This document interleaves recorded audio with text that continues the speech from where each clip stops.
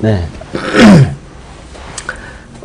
이제 생년월일을 알려주셨는데, 가능하면, 몇 시 몇 분, 이렇게, 확인하는 게 더 중요해요.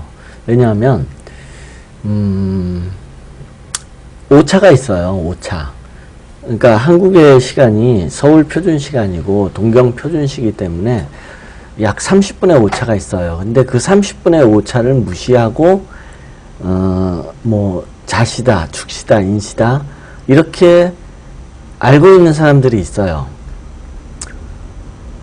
자기가 처음부터, 그렇게 알아서, 뭐, 술시입니다, 이렇게 얘기를 하진 않았겠죠. 자기는 예를 들어서, 뭐, 7시에 태어났다.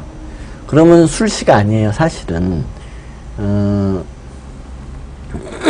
유시인데, 어떤 역술인들은 그 30분의 오차를 몰라가지고 그냥 7시면은 유시인가 보다 해가지고 당신은 유시야 이렇게 얘기해가지고 그 사람이 다음에 점집에 가가지고 항상 나는 유시예요 유시예요 이렇게 얘기할 수도 있어요.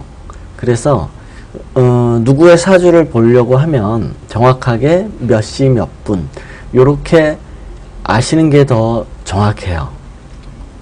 손님이 정확하게 모를 수도 있으니까. 근데 어쨌든 술시라고 하시니까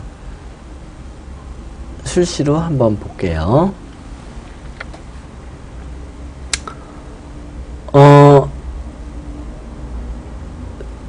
T스페셜님은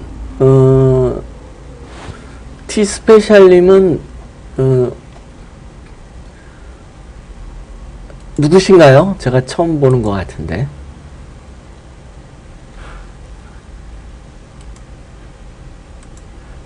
T스페셜님이 누구시죠?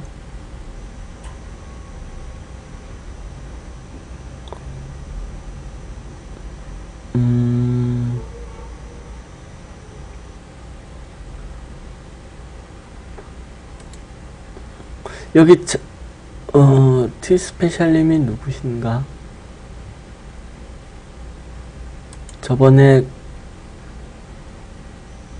그 프로페셔널님 아니신가요? 한줄수다에다가 올리셨던. 근데 T스페셜님이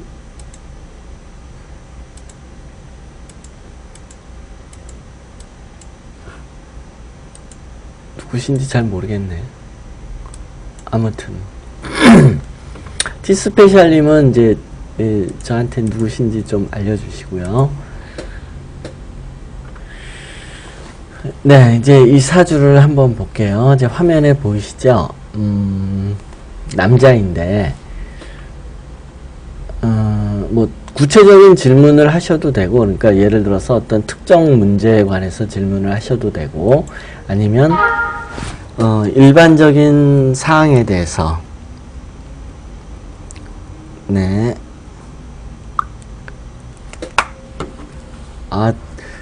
프로페셔널님이 정혜원이 아니었나요? 제가 정혜원으로 해드렸던 것 같은데 내가 나중에 정혜원으로 올려드릴게요.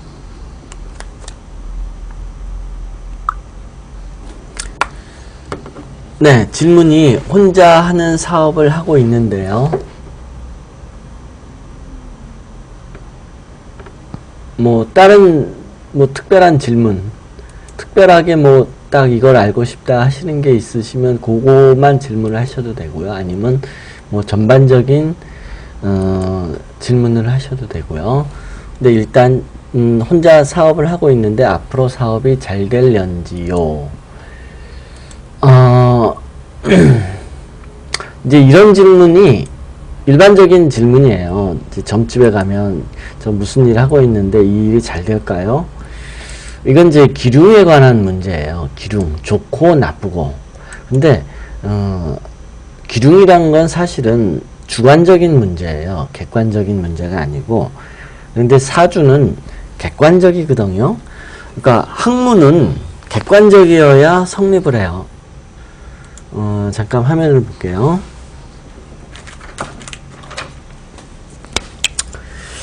이 사주가 학문이에요. 학문. 학자가 들어갔잖아요. 학문인데 학문으로 성립을 하려면 그러니까 어떤 이론이 먼저 이론이라는 게 만들어져요. 근데 이론이 이제 가설이죠. 이게 검증의 과정을 거쳐서 학문이 돼요. 그런데 이 과정은 객관성을 띄어야 돼요.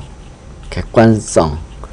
누구에게나 일반 보편적이어야 되는 거죠. 보편적. 그런데 그래서 모든 학문이라는 건 객관적이고 보편성을 띠는데 기륭이라는 거는 이거는 주관적인 문제예요. 기륭은 주관적이에요. 어떤 사람이 볼 때 하나의 현상을 놓고 예를 들어서 누가 학교를 갔어요. 학교를 갔는데 저기 지방에 있는 좀 이름 없는 대학교를 간 거예요. 공부를 고등학교 때 좀 잘 못해가지고. 그런데 당사자는 좋다고 할 수도 있어요. 왜냐하면 나는 사실은 대학교도 못 갈 만한 성적인데 그래도 지방대라도 갔으니까 난 다행이야. 본인은 그렇게 좋다고 생각할 수도 있는데 주변에서 뭐 가족이나 친구들이 너 지방대 가서 어떻게 할 거야. 나중에 거기 졸업해가지고 너 서울에서 취직이나 잘 되겠어? 뭐 이런 식으로 얘기할 수도 있거든요. 그래서 기륭은 주관적인 문제이기 때문에 사실은 학문에 부합하지 않아요.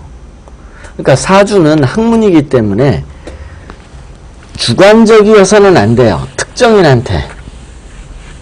일반적인 객관적인 내용을 가지고 사주를 해석을 하는 거예요. 그래서 이 사람한테는 어떤 일이 좋다. 어떤 사람한테는 나쁘다. 일반적으로 그렇게 얘기를 할 수는 없고 그러나 이렇게 얘기는 할 수 있어요. 뭐냐면 그 사람의 생애를 내가 안다. 이 사람이 이렇게 살아왔다. 이거를 안다면 그 사람의 입장에서 얘기를 해줄 수는 있어요. 그런데 제3자적 입장에서 놓고 본다면 이게 좋은 일인지 나쁜 일인지 이렇게 함부로 얘기할 수도 없고 이럴 수도 있잖아요. 예를 들어서 어떤 이제 남자분이 왔는데 올해 운세를 봐달래요. 그래서 점쟁이가 올해 불륜이 있을 것 같다. 조심해라. 안 좋다. 이렇게 얘기했어요. 그런데 본인은 그래요? 속으로 이놈의 마누라 나 마음에 안 들고 헤어지고 싶고 나 이랬는데 잘됐다. 바람이나 피자. 이럴 수도 있잖아요. 그래서 기륭이라는 거는 판단 시점도 판단 시점에 따라서 좋다고 얘기할 수도 있고 또는 나쁘다고 얘기할 수도 있고 또 그거를 받아들이는 입장에서 좋다고 생각할 수도 있고 나쁘다고 생각할 수도 있고 이게 상당히 주관적인 문제다 하는 거죠. 기륭이라는 건. 그래서 객관적으로 얘기를 할 수는 없고 편을 갈라야 돼. 일단 편을 들어야 돼요.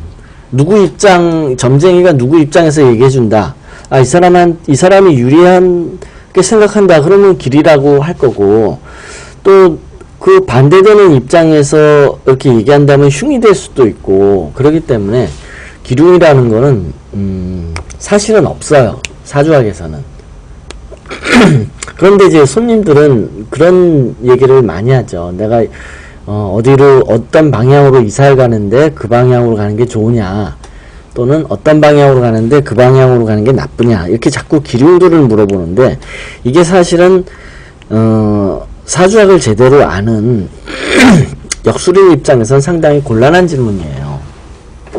근데 손님들은 이제 그거를 원하기 때문에 어려움이 있는 거죠. 그래서 원래 그냥 현상만 있어요. 현상.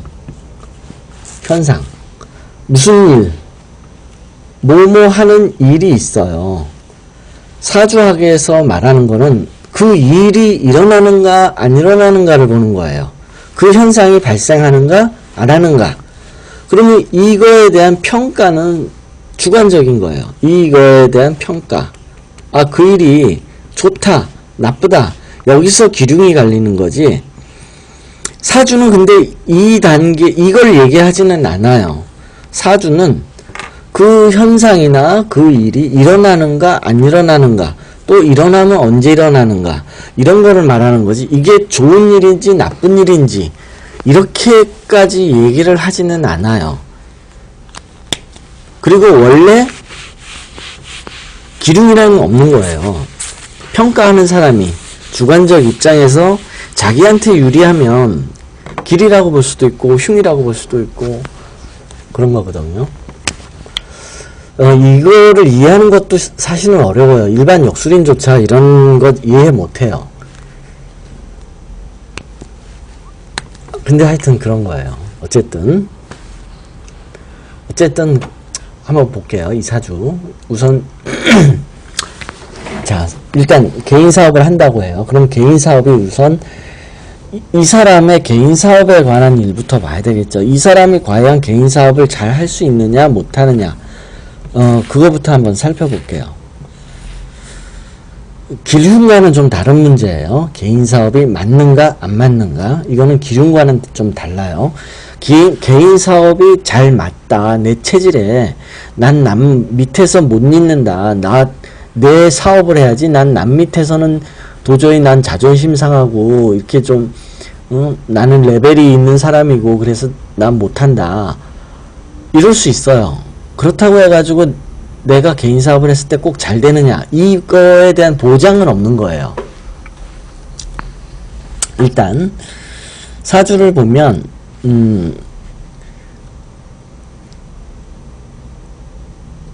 정관이라는 게 있어요. 정관. 정관이라는 건 뭐냐면 이게 이제 출세를 말하는 거죠. 출세. 정관이 강할수록 출세를 많이 하겠죠. 이게 정관이라는 게 이제 명령권이에요. 명령권. 남을 지배하고 남에게 명령을 내려서 뭐 일을 시킬 수 있는 그런 능력이에요. 정관이. 그러면 정관이 있다는 거는 내가 남을 남 머리 위에 올라가 가지고 남을 지배하고 남에게 명령을 내릴 수 있다는 건데, 그러려면 이 정관을 내가 써먹으려면 대규모 조직에 있어야 돼요. 대규모 조직. 대규모 조직. 한두 명 있는 조직에서는 내가 남을 명령하고 부리고 이럴 게 없잖아요. 그러니까 거대 조직. 나는 많은 사람과 함께 살아가야 된다 하는 거예요. 정관이 강하면. 그래야지 내가 명령을 내릴 사람도 많고 일 부려먹을 사람도 많고 시킬 사람도 많잖아요. 그런데 내 주위에 뭐 딸랑 한 명이나 두 명 이렇게밖에 나는 주위에 사람이 없다. 나는 시골에 한적한 농사만 짓는다. 한적한 곳에서 우리 동네는 사람이 몇 명 안 된다. 내가 뭐 명령을 내릴 사람이 없잖아요. 그래서 정관을 가지고 있는 사람은 사람이 많은 곳에서 살아야 돼요. 그래야 내가 남을 시킬 사람도 많고 부려먹을 사람도 많고 많은 사람들 머리 위에 올라갈 수 있고 그런 거예요. 그래서 사주에 정관이 있는 사람들은 대규모 조직, 거대 조직, 이렇게 사람 많은 데서 살수록 내가 좋은 거예요. 그러니까 정관이 좋은데 사주에 내가 뭐 시골에서 산다, 또는 내가 다니는 회사는 직원이 뭐 2명, 3명 요거밖에 없다, 이러면 안 되는 거예요. 사주에 정관이 딱 천간에 이렇게 딱 예를 들어서 정관이 딱 있다. 그리고 이렇게 뿌리를 내리고 있다. 그러면 관료 조직, 직원이 뭐 수백 명, 예를 들어서 대기업 같은 경우에는 수천 명도 되고요. 그 다음에 공무원 조직, 그러니까 이게 이제 관료 조직인 거죠. 관료 조직. 관료 조직이라는 건 이제 거대 조직을 말하는 거예요. 그래서 뭐 직원이 수천 명, 수만 명, 뭐 군대 같은 경우에는 수만 명이죠. 이렇게 큰 조직에 있을수록 정관을 잘 활용할 수 있어요. 그래서 정관이 이렇게 좋은 사람, 천간에 있고 지장간에 뿌리를 내리고 있다면 어디서 일하세요? 이걸 물어봐야 돼요. 저 동네에서 9멍가게 지금 하고 있는데요. 이러면 설령 이렇게 정관이 좋다 하더라도 이 사람은 정관을 써먹을 수가 없는 거예요. 안 되겠죠. 그러면 그 사람은 안 풀리는 거예요.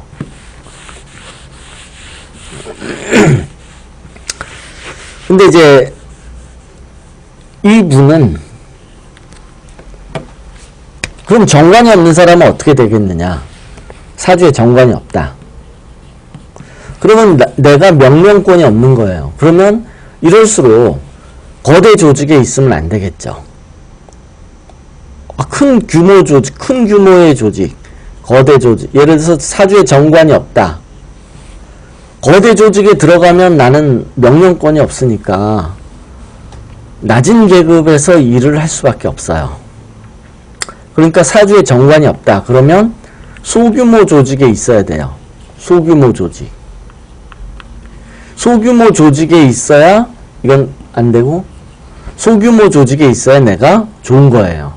내가 명령을 그만큼 덜 받을 수 있으니까. 예를 들어서 직원이 뭐 한 3, 4명밖에 없는 회사. 이런 데 있으면 괜찮죠. 왜냐하면 내가 뭐 명령 받을 일도 별로 없고 하니까. 근데 이제 이 남자분을 보는 거예요.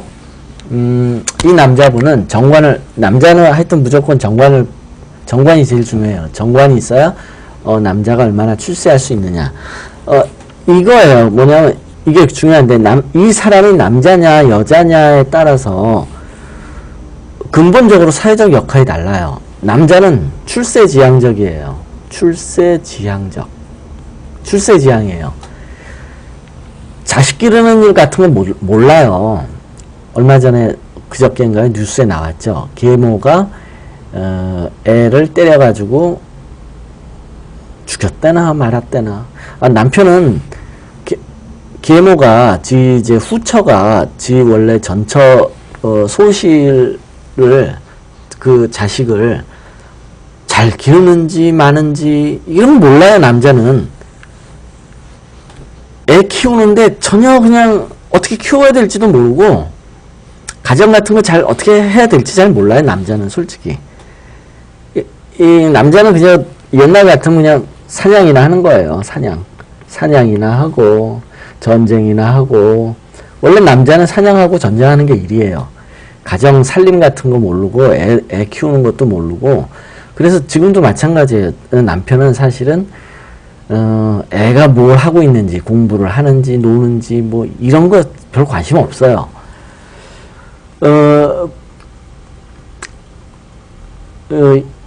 실제로 이제 그 조사를 했어요. 외국에서. 근데 남자들은 이제 이런 게 있죠. 뭐냐면 자식에 대한 정, 이 자식에 대한 정 같은 거 이런 걸 조사했는데 그걸 뭐라 그러 전문 용어가 있는데 부성애라고 그러죠. 아버지는 부성애, 엄마는 모성애. 이렇게 모성애 대 부성애의 비율을 한번 조사를 했어요. 이제 영국 애들이 그런 걸 잘해요. 부성애와 모성애의 비율. 그러니까 어느 정도 서로 발휘하느냐 했는데 한 10대 90 이 정도 나와요. 그러니까 뭐냐면 아버지는 애 낳고 자식한테 별로 관심 없는 거예요. 한마디로. 남자는 사냥하고 전쟁이 하는 일이에요. 원래 여자들이 애 보고 살림하는 거예요. 뭐 하다가 이런 얘기가 나왔나? 아무튼 그래서 이 남자분은 이제 그래서 남자는 정관을 보는 거예요. 남자는 특히 이 정관이 뭐냐면 이제 출세를 얼마나 할 수 있는. 남자는 그냥 출세가 다예요. 출세가 다. 남자의 궁극의 목표, 그 다음에 이상적인 인생의 목표는 출세예요. 애들 보고 뭐 돈 많이 벌고 이게 아니에요. 출세가 아니라 뭐냐면 정관. 내가 얼마나 이게 권력이죠. 권력. 남 머리 위에 올라가서 남을 지배하는가. 남자는 이게 다예요. 이게 인생의 90%. 다른 거 나머지는 10%밖에 안 돼요. 그래서 남자한테는 정관을 보는 거예요. 맨 처음에. 이 사람이 얼마나 출세할 수 있느냐, 얼마나 성공할 수 있느냐. 남자는 그게 다예요. 90%, 인생의 90%. 그러니까 근데 여자는 이런 거 잘 모를 거거든요. 원래 남자가 여자를 이해하지 못하고 또 여자는 남자를 이해하지 못하게 되어 있어요. 세상이. 그러니까 세상은 남녀는 서로를 이해하지 못하게 되어 있어요. 원래가. 그래서 트러블이 나는 거예요. 트러블이 정상이에요. 원래 세상은 혼돈 속에 되어 있는 거예요. 혼돈이 정상이에요. 세상은. 그러니까 세상은 무질서가 정상이에요. 이게 정상이에요. 세상의 법칙. 세상의 법칙은 원래 무질서한 거예요. 혼돈. 이게 지극히 정상이라는 거예요. 이게. 질서정연하면 안 돼요. 왜 안 되냐면 세상이 질서정연하면 변화가 안 일어나요. 이러면 변화가 안 일어나요. 변화를 일으키기 위해서 세상은 하게끔 만들어져 있어요. 변화를 하기 위해서. 질서정연하면 변화가 안 일어나면 세상은 올스톱이에요. 올스톱. 그래서 세상은 끊임없이 변화를 하고, 근데 그럼 변화를 왜 해야 돼요? 그건 문명이 발전을 하기 위해서 그런 거예요. 문명이.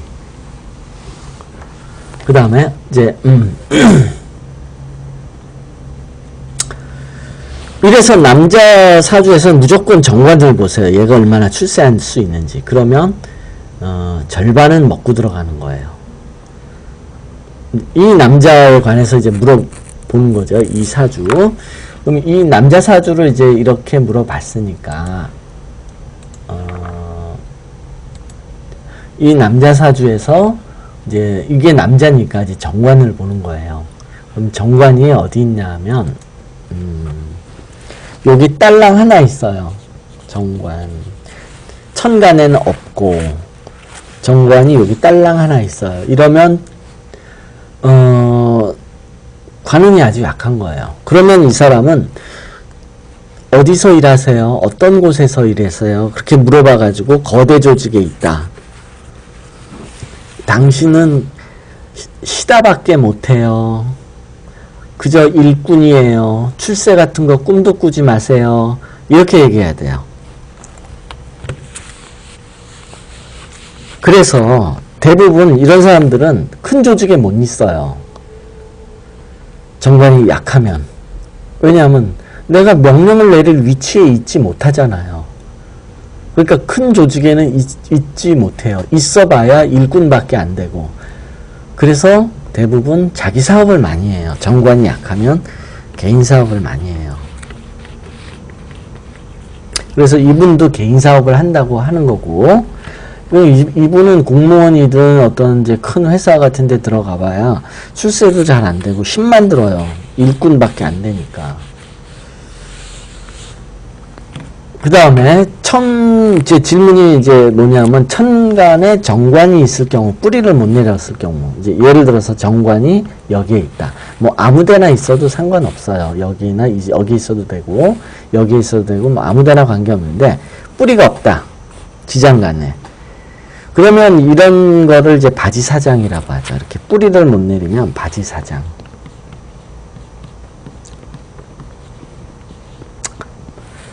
이 천간에만, 이건 처분권이에요. 이 뿌리가 뭐냐면 처분권. 내가 마음대로 할 수 있는 거예요. 가지든지 버리든지.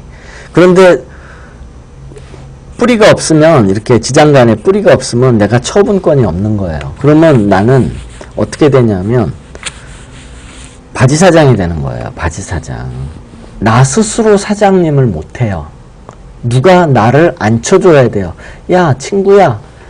내가 지금 가게를 해야 되는데 내가 지금 사정상 내 이름으로 못하거든. 네가 좀 네 이름으로 좀 하면 안 될까?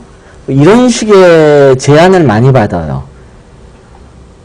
그리고 일단 사장이 되면 내가 그만두기도 좀 어려워요. 왜냐하면 나 처분권이 없어서 야 내가 일이 있어가지고 나 저기 지금 내가 이름 빌려줬었는데 나 이제 그만둬야 될 것 같아. 나 이제 내일 바쁘거든. 내가 해야 될 것 같은데.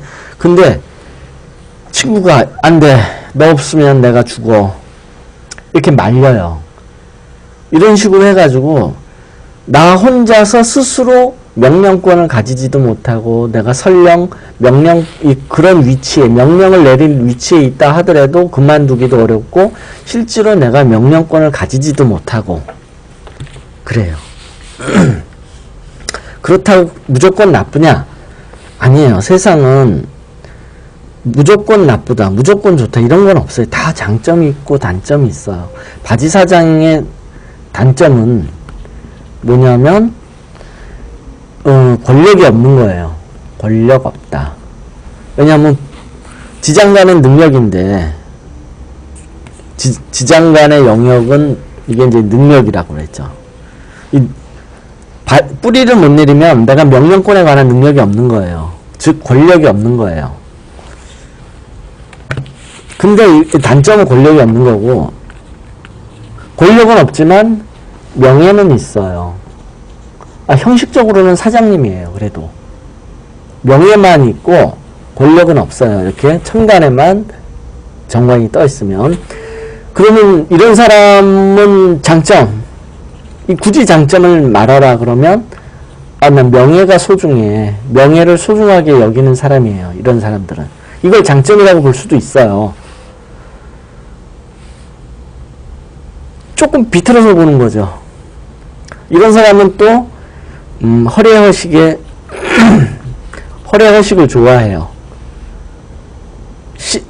너 실리를 가질래? 명분을 추구할래? 그러면 명분을 좋아해요. 명분 추구.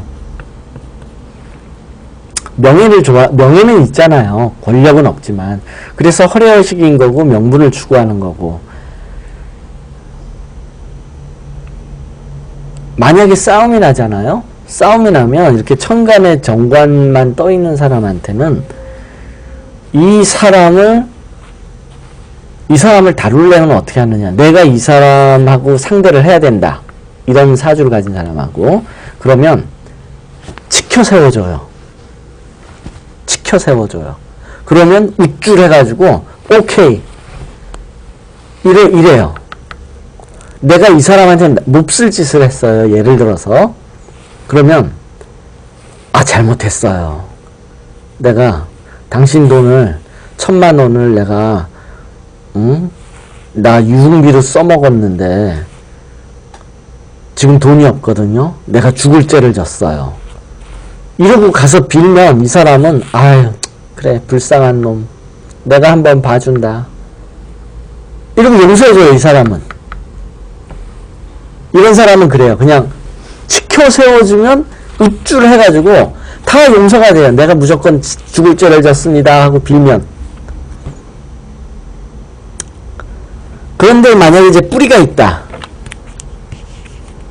뿌리가 있거나 천간에는 없는데 이렇게 지장간에 있다. 그러면 난 네가 잘못했다고 비는 거 소용없어. 나 그런 거 다 필요 없고 내 돈 1000만 원 물어내. 안 물어내면 나 너 형사 고발할 거야. 나 너한테 잘못했다는 말 나 듣고 싶지도 않아. 난 돈 내놔. 내가 잃은 돈 내 돈 내놔. 이렇게 돼요. 지장간에만 있으면 또는 연결이 되어 있으면 굉장히 이제 성격을 파악할 수 있죠. 이런 사람들 보면. 네, 설명을 해야 될 게 많죠.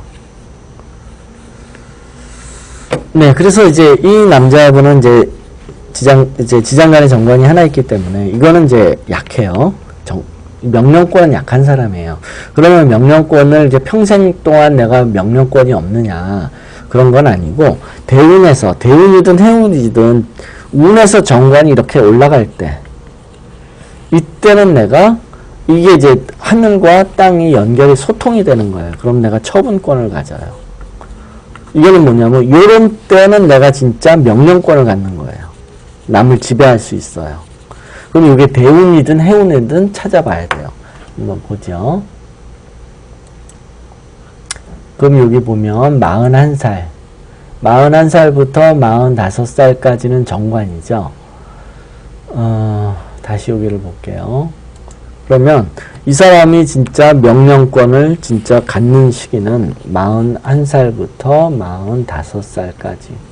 요때가 인생의 하이라이트. 인생의 하이라이트예요.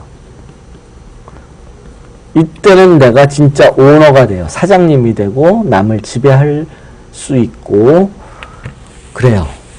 이때는.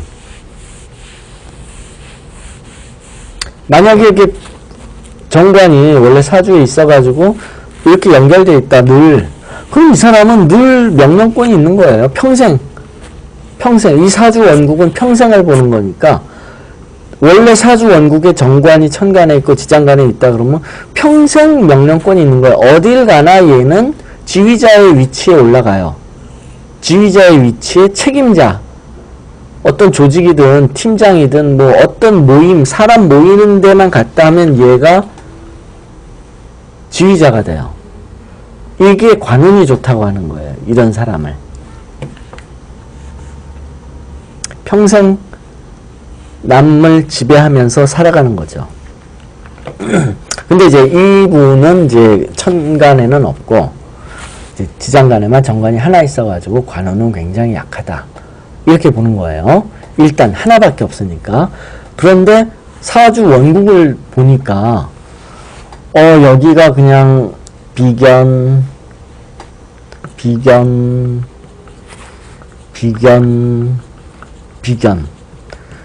온통 비견이에요.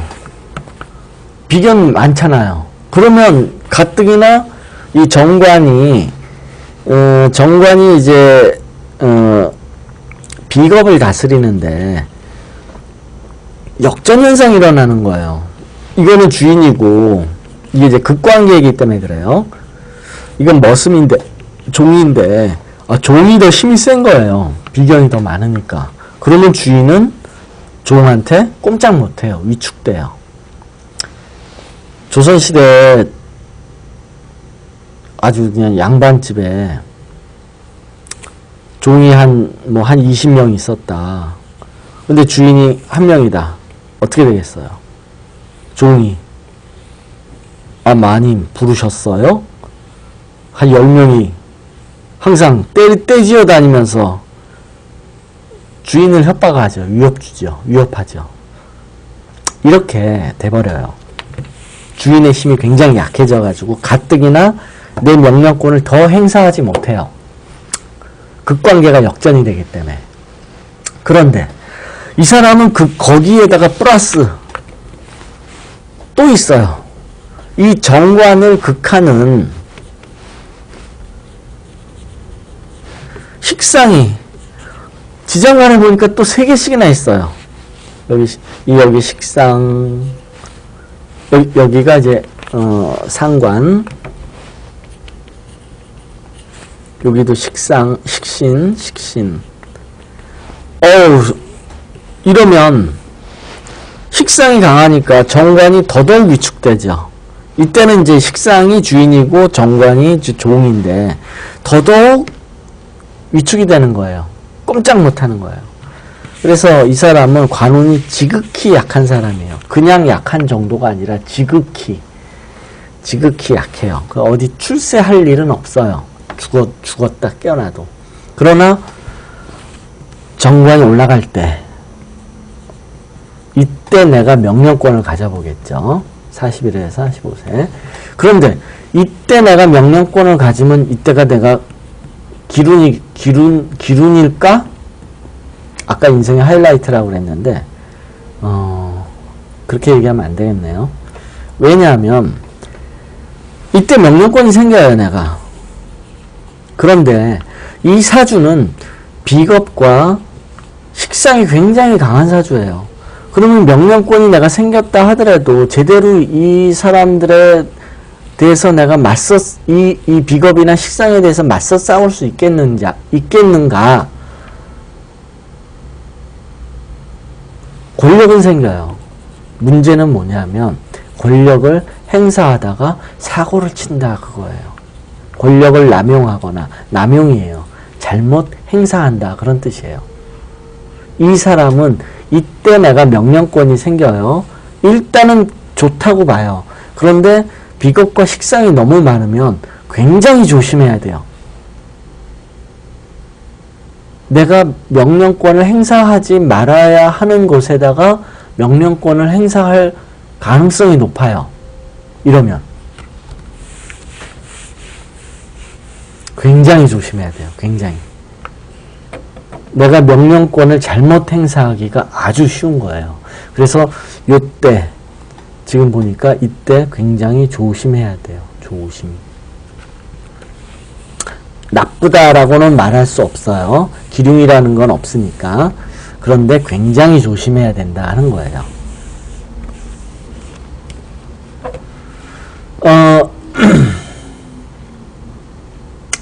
이 남자분의 관운에 대해서는 그렇게 얘기를 했고요. 그 다음에 이제 네, 오히려 굉장히 조심해야 될 시기예요. 사고치기 쉬운 거예요. 권력 남용. 그러니까 내가 올바르게 명령권을 행사하지 못할 가능성이 굉장히 높아요. 그때 사고치기 쉬운 거예요. 괜히 우쭐대다가 그러니까 못 올라갈 나무는 쳐다도 보지 말아야 되는데 내 분수에 넘치는 그런 과한 욕심 같은 거를 부리기가 굉장히 쉬워요. 그 다음에 이제 장사가 잘 되겠는가, 이제 자기 사업을 한다고 했는데, 그러면은 일단 금전운을 한번 보죠. 이게 나고, 금전은 겁재예요. 겁재가 이제 돈이에요. 돈.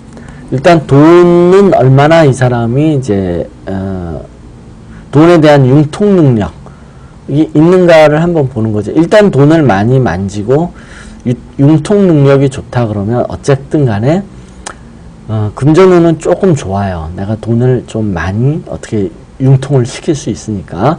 그러면 겁재가 풍부해야 돼요. 겁재가 풍부할수록 돈에 대한 융통 능력이 좋아요. 그러면 이 사주는 사주 원국에는 없어요. 겁재가 지장간에만 여기 겁재가 하나가 딱 있네요. 그러니까 돈의 융통 능력은 딱히 그렇게 좋은 사람은 아니에요. 그러면 내가 평생 살면서 돈에 대한 융통 능력이 그럼 좀 언제 있겠느냐? 이게 천간에 올라가야 되겠죠. 이렇게. 그래가지고 이렇게 이어져야 되겠죠. 천간에서. 그래서 내가 처분권이 돼야 되겠죠. 돈에 관한 처분권.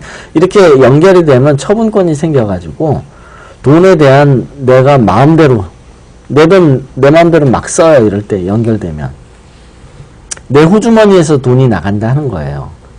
겁재가 연결되면. 선생님, 그러면 사주가 원래 이렇게 겁재가 천간에 있고 지장간에 연결된 사람들은 어때요? 이렇게 물어볼 수도 있겠죠. 이렇게 겁재. 이러면 어떻게 되냐면 내 호주머니에서 돈이 나가는 거예요. 평생. 좋겠죠. 좋을 일이 많죠. 내 돈 내가 쓰니까. 나쁠 때도 있어요. 뭐냐면 어디 친구들끼리 만나서 뭐 술 한잔 하러 갔다. 내 호주머니에서 돈이 나가. 이러면 또 이거는 나쁘겠죠. 이런 일도 있어요. 이것도 가능한 거예요. 그런데 만약에 이 남자분처럼 겁재가 없다. 나는 비견밖에 없다. 비견은 또 천간에서 지장간으로 연결이 돼 있고, 이러면 어디 친구들하고 모이면 내가 돈 안 내요. 나 겁재, 내 호주머니엔 돈이 없어. 얻어 먹으러 다녀요. 이러면 주로 내가 사기보다는 얻어 먹을 일이 더 많다 하는 거예요.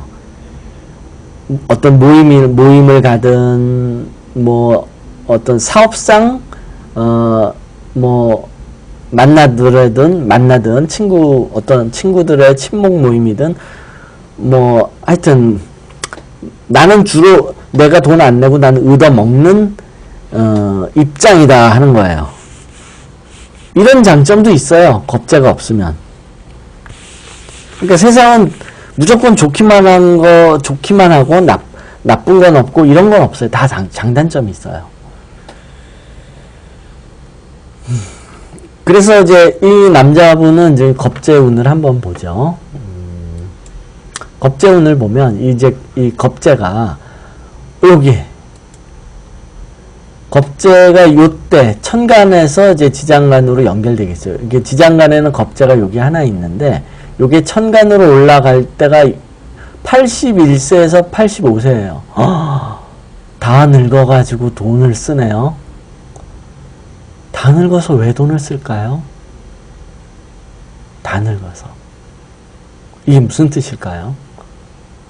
네, 죽기 쉽다는 뜻이에요. 이래요. 사람 언제 죽어요? 사주는 사람 언제 죽는지 말하고 있지 않아요. 그러니까 사주라는 거는 직접적으로 대놓고 얘기하지는 않아요. 항상 유추를 해야 돼요. 어떤 이제 사건이나 환경의 변화를 유추를 해야 돼요. 직접적으로 대놓고 뭐 이거는 이거다 라고 하지 않아요.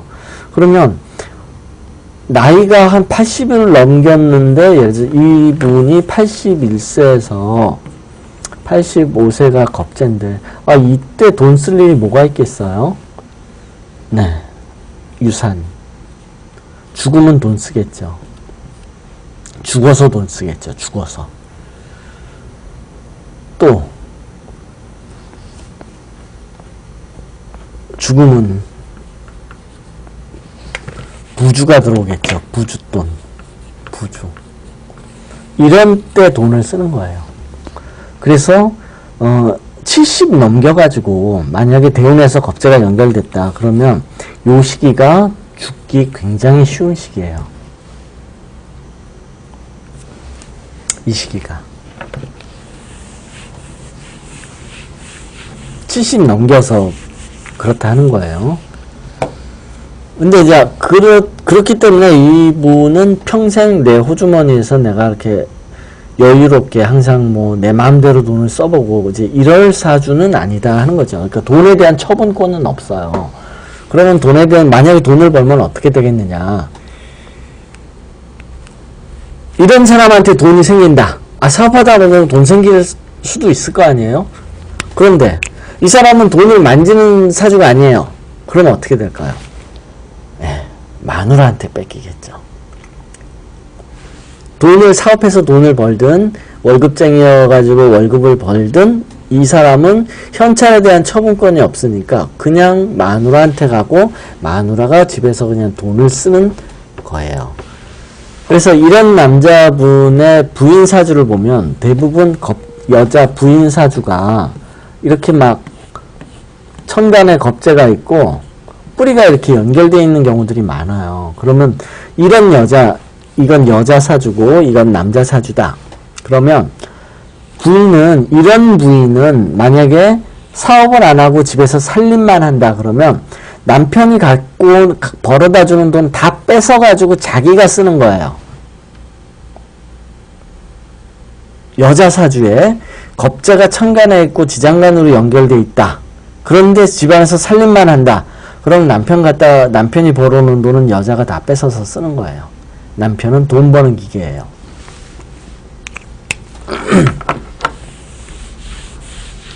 이 남자는 돈 버는 기계라는 뜻이에요. 자기가 돈을 벌어도 현찰 자기가 써보지 못하고 다 나가요. 자기는 써보지 못하고 이제 뭐 부인한테 갖다 준다든지 아니면 이제 비견이라는 건 이제 뜯어먹을 사람들이에요. 주위에. 자기 주위에 뜯어먹는 사람들이 많다는 거예요. 이 비견과 겁재는 근본적으로 공유를 의미해요. 공유. 남과 함께 하는 거예요. 그런데 이 비견은 그 공유 중에서 내가 남을 주는 거예요. 주다. 겁재는 받다. 그러니까 비견이 이렇게 많으면 특히 천간에 이렇게 있으면 내 주위에는 돈 뜯어먹는 사람들이 많다 그런 뜻이에요. 나쁘게 얘기할 때 그런 거고 좋게 얘기하면 이 사람은 자기가 벌어가지고 주위 사람들을 많이 음으로 양으로 도와주는구나 이렇게 얘기할 수도 있어요.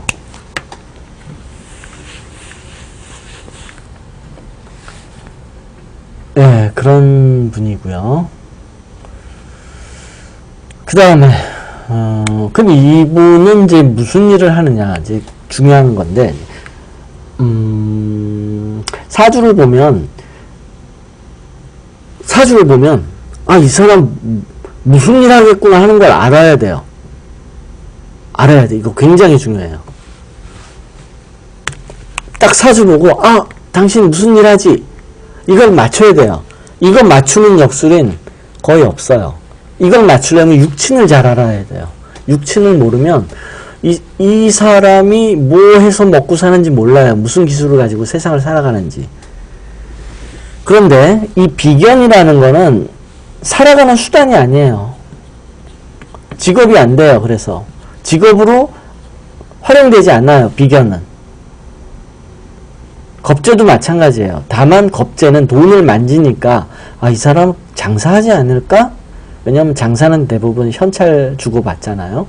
그래서 겁재가 천간에 있으면 원래는 이제 수단은 아닌데 그게 직업으로서는 알 수는 없는데 그래도 돈을 만진다 그러면 장사하지 않을까? 이렇게 유추를 할 수 있어요.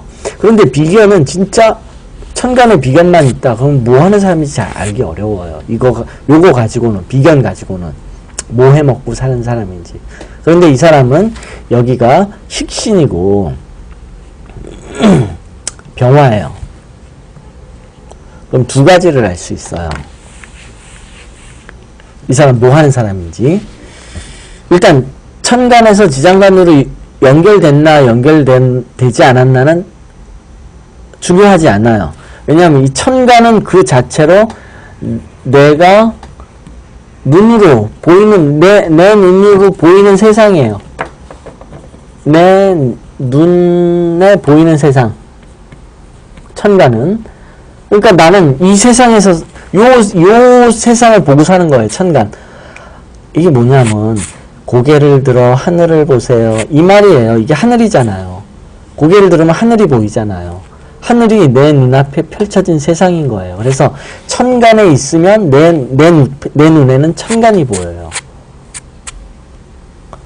그래서 이제 이 사람은, 그러니까 이게 뿌리를 내렸는지 안 내렸는지는 중요하지 않아요. 내 눈에 보이는 세상이니까. 근데 이제 뿌리를 내렸으면 내가 능력이 있는 거고, 뿌리를 못 내렸으면 내가 능력이 없는 거예요. 그런데 이제 일단 이 사람은 뭐 하는 사람이냐면, 이 병화가 있어요. 이 병화가, 병화는 이제 약 또는 독. 약과 독은 종이 하나 차이예요. 종이 하나 차이. 약과 독은 종이 하나 차이예요. 약을 많이 쓰면 독이 되기도 하고 독을 조금 쓰면 약도 되기도 하고 막 그러잖아요. 그 약으로부터 뭐가 나오냐면 의료 분야가 나오고 독으로부터 화학 분야가 나와요. 왜냐하면 화공약품들 있죠. 뭐 페인트니 뭐 각종 화공약품들 많잖아요. 화학과들에서 취급하는 뭐 아세톤이니 페인트니 뭐 신나니 뭐 다 화공약품이잖아요. 이거 다 독이에요. 먹으면 죽어요. 그래서 화공약품이 독인 거예요. 그래서 병화가 들어오면 이게 약으로 쓰이면 의료 분야의 일을 하고, 이 사람이 독으로 쓰면은 화공약품을 다룬다든지 화학 제품을 다뤄요.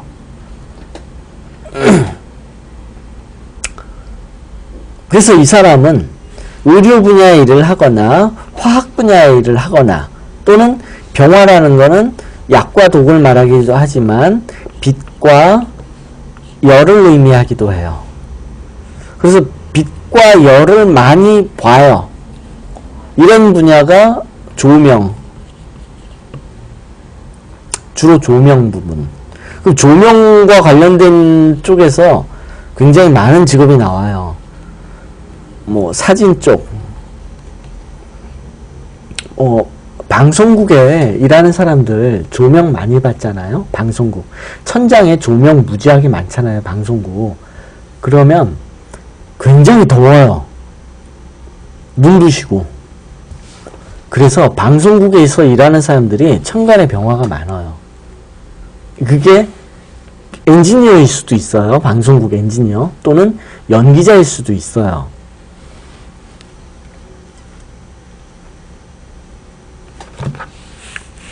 요런 일단 단서가 있고요. 그 다음에 식신이라는 건 뭐냐면 이제 기술자예요. 기술이나 체력을 요구하는 그런 데 장점이 있어요. 식신은 행하다, 행동을 의미하기 때문에 이 사람이 기술자이거나 체력을 요구하는 사람이, 이 사람은 식신이 연결되어 있기 때문에 어떤 기본적으로 엔지니어 사주라는 뜻이에요. 엔지니어는 기술자. 이 사람은 학자가 아니에요. 공부하는 사람 아니에요. 학문하는 사람 아니에요. 그런데 공부 무지하게 많이 한 사람들이 있어요. 인성은 없고 식신으로 온통 가득 찼는데 대학 교수 되겠다고 한 사람 있어요. 그거는 이제 식신이 공부하다는 의미가 조금 있어서 그래요. 근데 절대로 학자가 되지는 못해요. 공장으로 가요, 결국은. 그래서 이 사람은 기본적으로 이제 무슨 화공약품을 다루거나 아니면 기술과 관련되거나 체력이 요구되는, 또 빛과 관련된 또는 의료 분야와 관련된 일을 할 거다. 그 다음에 이 비견들이 보면 전부 목이에요. 목이 아주 많은 거죠, 사주에. 그럼 목은 뭐냐면 사회 인프라와 관련된 일이에요. 인프라. 목은 인프라예요. 건설을 한다면 이 사람들은 터파는 일을 해요. 목이 많으면 건설에서 기초공사나 이런 일들을 많이 해요. 뭐 불도저나 포크레인 기사 이런 사람들.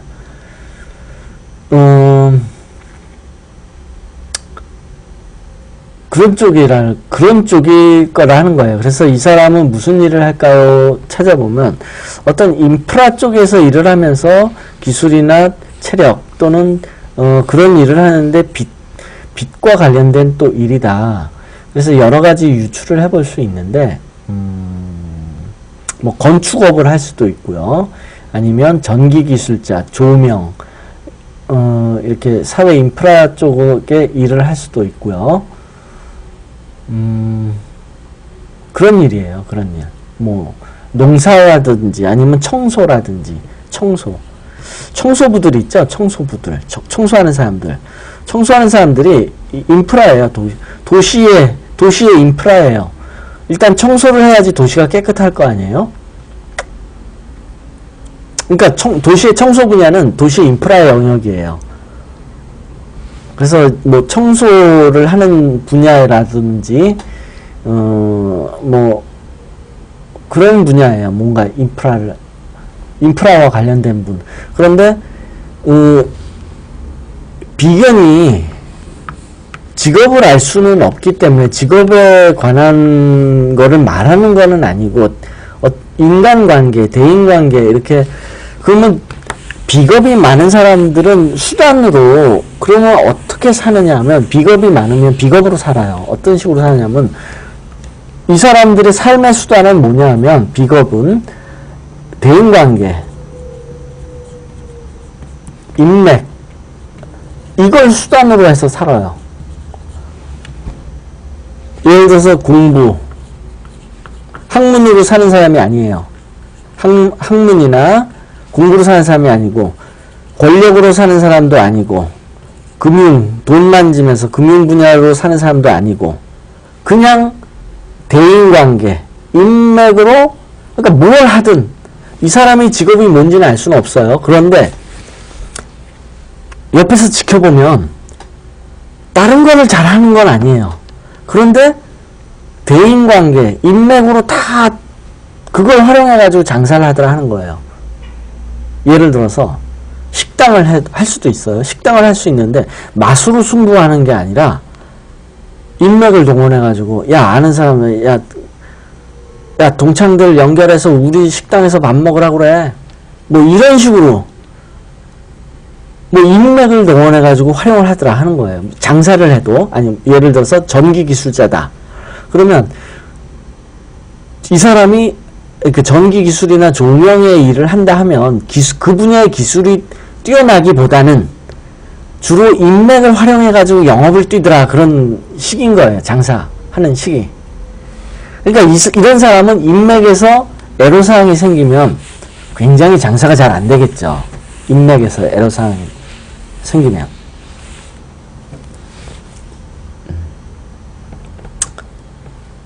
예, 시간이 10시 20분이 됐는데요. 잠깐 쉬었다 할게요. 10시 반에 다시 시작하겠습니다. 질문을 하실 게 있으면 10분 후에 하세요. 제가 10분까지는 아니고 한 5분만 있어도 자리에 앉아요.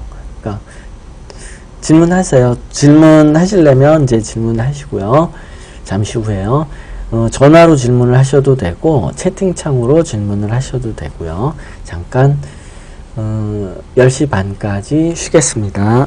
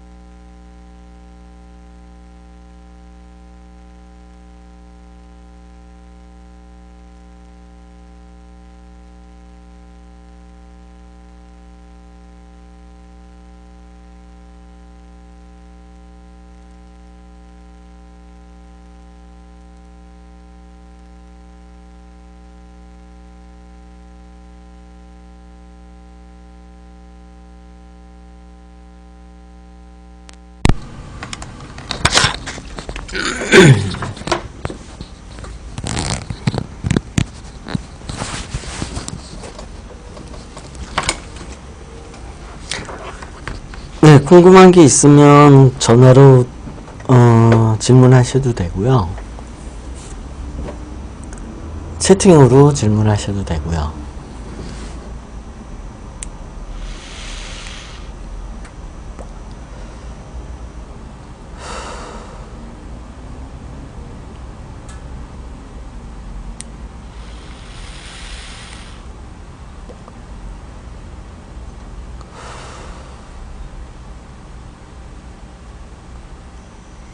이분이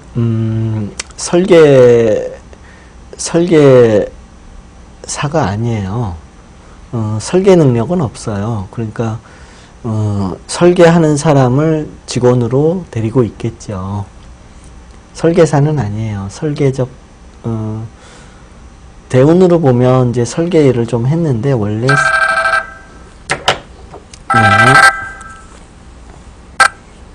예. 네. 그러면 관운이 더욱 강하죠. 예.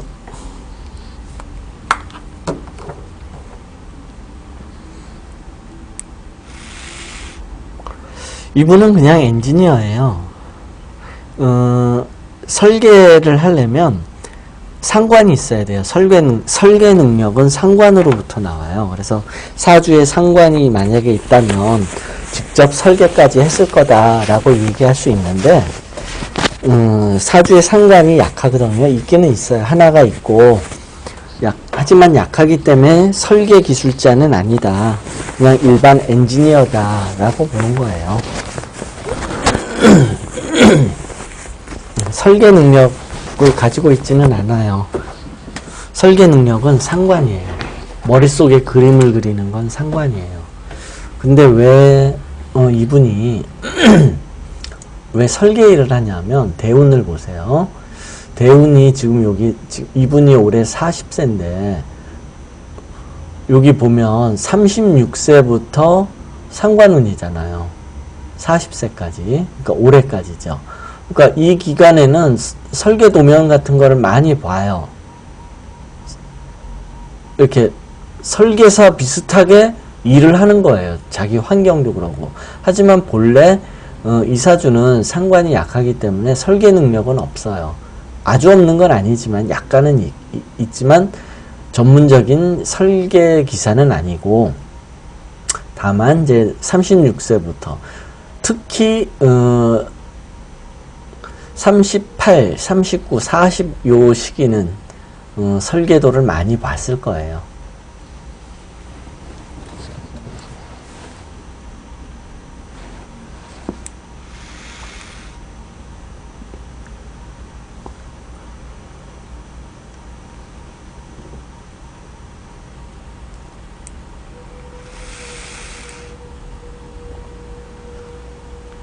뭐 또 궁금한 게 있으면 질문하세요.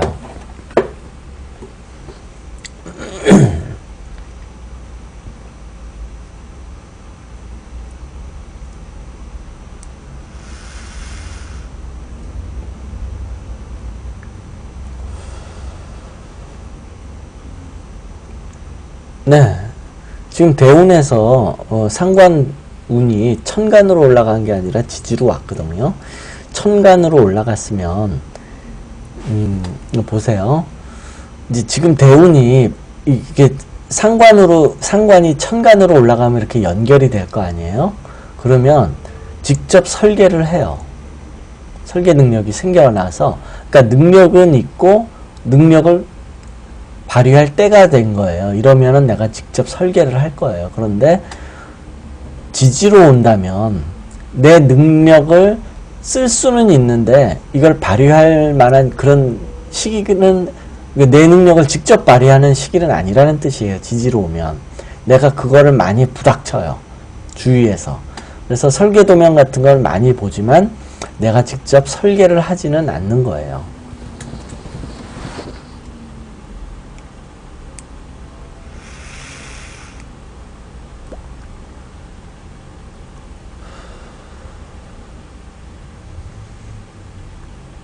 그 다음에 이제 이 목이 많은데 이 사주는 목이 많잖아요.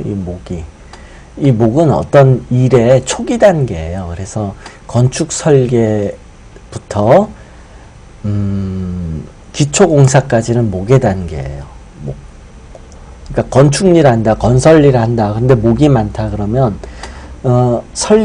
맨 처음에 건물 지을 때 설계하잖아요. 설계가 제일 먼저 하는 거고 그 다음이 기초공사잖아요. 그 기초공사까지는 목의 영역이에요. 그 다음에 건물을 막 쌓아 올리는 거는 이제 화의 영역. 그 다음 건물이 완공이 되면 이제 분양을 하고 막 영업을 뛰어야 될 거 아니에요. 그거는 금의 영역. 그 다음에 영업이 다 끝나면 이제 결산을 해야 되잖아요. 돈을 얼마나 벌었나. 이런 결산하고 회계하는 능력은 수의 능력이에요.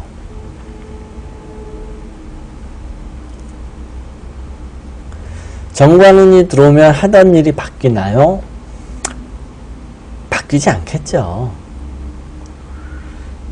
좋은 질문이에요. 네.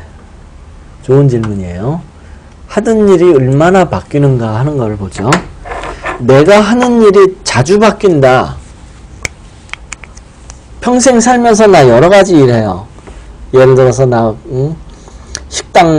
식당도 운영해 봤어요. 뭐 인쇄소도 운영해 봤어요. 옷가게도 해 봤어요. 뭐 별의별 여러 가지 다양하게 일을 해보는 사람이 있는가 하면 평생 한 가지 일만 하는 사람들도 있어요. 그런 게 어디서 차이가 나느냐 하면 우선 정관과 편관이 많으면 이게 사주에 막 섞여 있다. 그러니까 사주가 막 지장간에 보면 정관 2개, 편관 이렇게 정관하고 편관이 막 많으면 이건 다 타이틀이 이 정관이 뭐냐면 그러니까 가장 정관과 같은 거를 찾으라면 뭐냐면 이게 딱 명함이에요. 명함. 정관이. 왜냐하면 명함에는 뭐가 들어있냐면 나의 직위,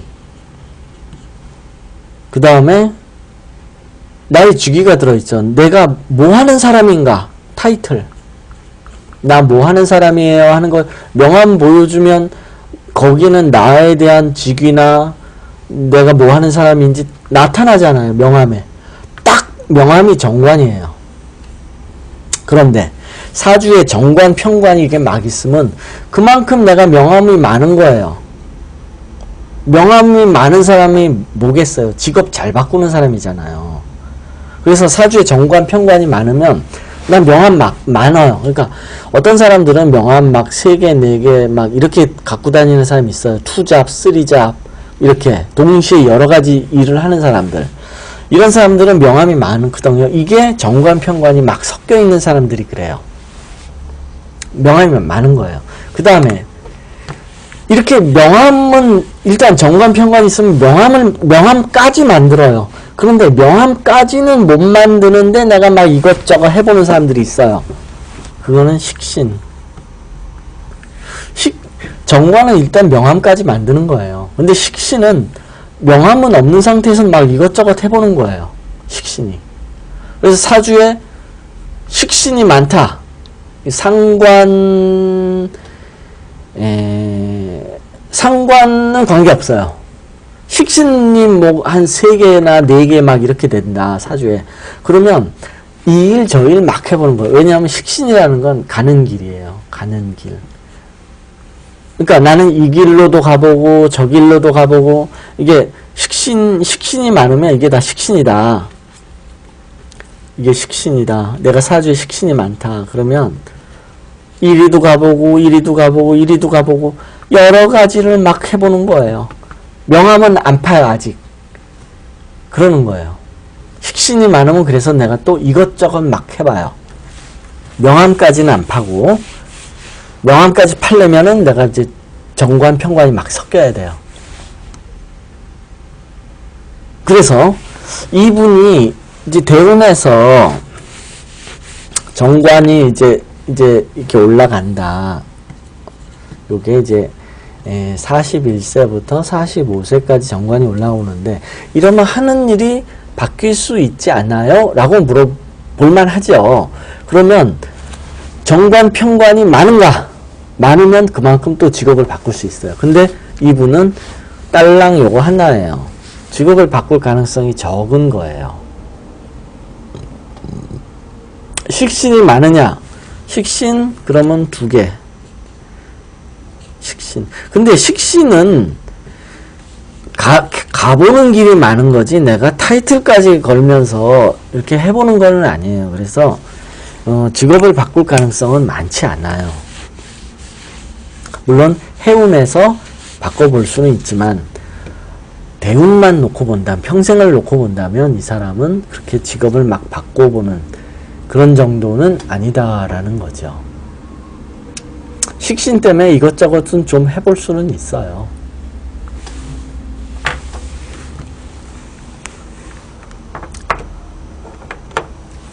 예, 또 질문 있나요? 그 다음에 이제, 맨 처음에 질문이 이제 이거였죠. 앞으로 하는 일이 잘 될까요?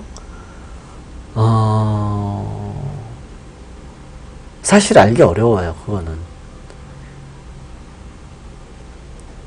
일 잘 되느냐, 안 되느냐는 그 평가 기준이 돈이에요, 주로 돈.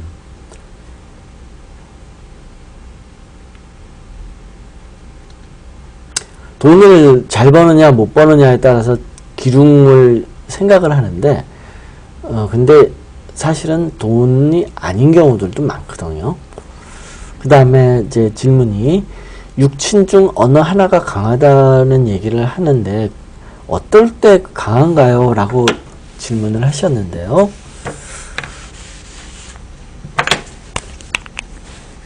지장간이에요. 지장간.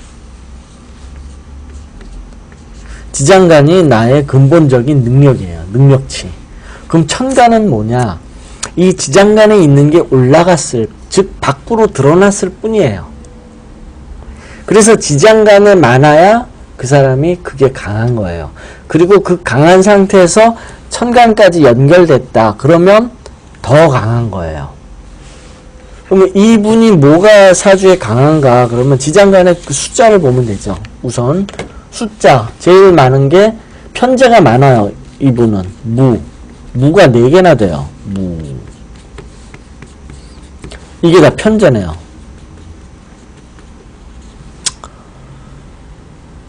편제가 제일 강한 거예요. 숫자로 친다면. 그런데 천간에 올라가진 못했어요. 이럴 때 천간에 무가 올라간다. 4개가 한 곳으로 몰려요. 쫙! 4개가. 강력한 힘을 발휘해요. 아주 세게 사고를 치는 거죠. 편제일을 아주 세게 밀어붙이는 거예요. 그런데 이제, 이분은 이제, 대운을 보면, 편제가 너무 어렸을 때 왔죠. 이게 뭐 사업을 할 때 그랬으면 엄청나게 부동산에 관한 일을 일으켰을 텐데, 어렸을 때, 편제가 올라갔기 때문에 이러면 뭐냐면, 많이 돌아다녔을 거라는 거예요. 편제라는 거는 임시거주지를 말해요. 임시거주. 편제는 임시거주. 그러면 이게 대운에서 11살에서 15살까지 편제의 운이었는데 이분은 요때 11살에서 15살까지 여기저기 많이 옮겨 다녔을 가능성이 높아요. 예를 들어서 이사를 많이 했다든지 전학을 많이 했다든지 이제 부모님 이때는 뭐 지가 가고 싶어서 가는 건 아니고 이제 부모님 따라다녔겠죠. 그런데 어쨌든 이제 이사를 많이 했다든지 이랬을 수도 있고 그 다음에 이제 편제는 또 무슨 의미가 있냐면 새로운 분야를 말해요. 자기가 늘상 해오던 분야는 정제예요. 정제는 늘상 해오는 분야, 해오던 분야. 그래서 편제가 요때 왔기 때문에 요때 새로운 분야에 대한 호기심 이 새로운 분야로 나가는 게 바로 호기심이에요. 호기심. 요때 호기심이 굉장히 강했을 거다. 이렇게 볼 수도 있어요. 성격 파악할 때 한다면. 이분은 사주에서 제일 강한 게 편재잖아요. 그럼 편재 일이 그만큼 많이 일어나겠죠. 왜냐하면 사주에서 강한 놈이 나를 이끌어 가니까. 그럼 편재 일이 많이 일어날 건데, 이제 이게 뭐냐면 이제 부동산인 거죠. 부동산. 보통, 뭐, 땅, 뭐, 임야, 뭐, 별장, 뭐, 이런 거죠. 정제는 그냥 내가 눌러 앉아서 편하게 쉬는 집이고, 편제는 임시거주지. 불편해요, 편제는. 그래서 이분은 이제 많은 개수로는 편제가 많지만 제일 강한 건 아니에요. 왜냐하면 천간에 투출되지는 않았으니까. 그러면 천간에 실제로 투출되면서 제일 강하다고 볼 수 있는 게 이제 비견이 되는 거예요. 비견겁재. 보면 하나, 두 개가 천간에 있고 나까지 합쳐서 나도 이제 보시면 이게 지금 나까지 합쳐서 나도 비견이잖아요. 비견. 그 다음에 지지도 비견. 그 다음에 지장간에도 비견. 그래서 비견이 제일 세다고 봐야 되는 거예요. 비견이.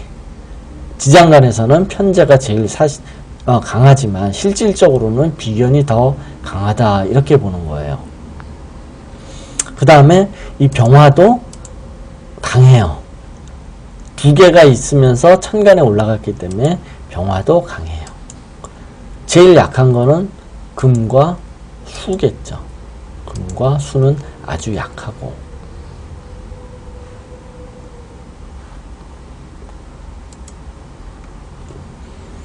네, 또 궁금한 거요. 일단 숫자적으로 많으면서 천간으로 올라가면 강한 거예요. 천간으로는 하나만 올라가도 강해요. 지장간에서는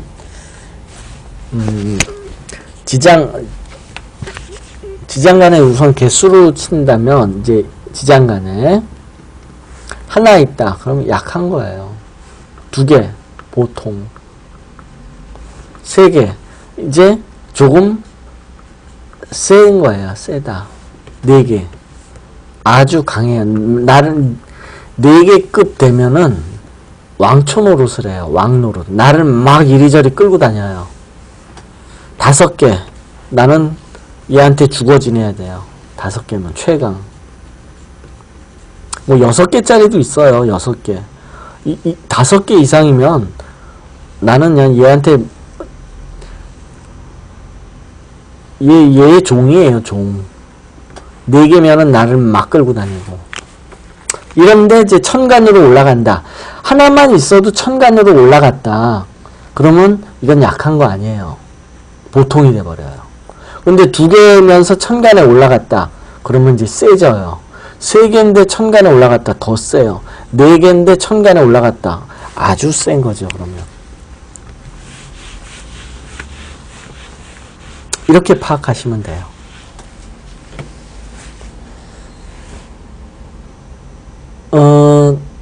궁금하신 거 아니면은 궁금한 게 더 없다 그러면 뭐 다른 질문을 하셔도 되고요. 다른 사주 풀어봐 달라고 해도 되고요.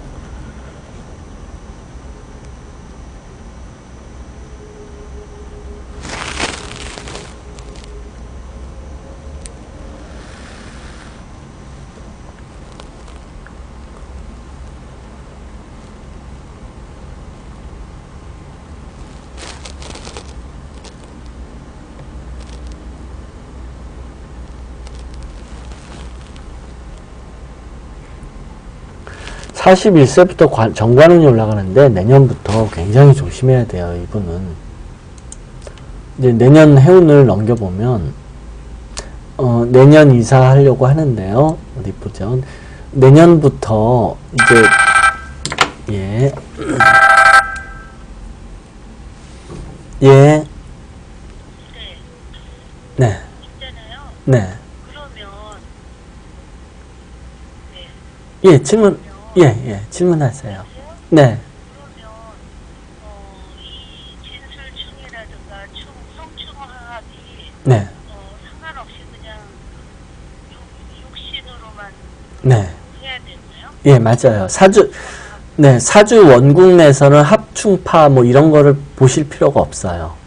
원군에서는. 네, 원국 내에서는 보시면은 안 돼요. 오히려.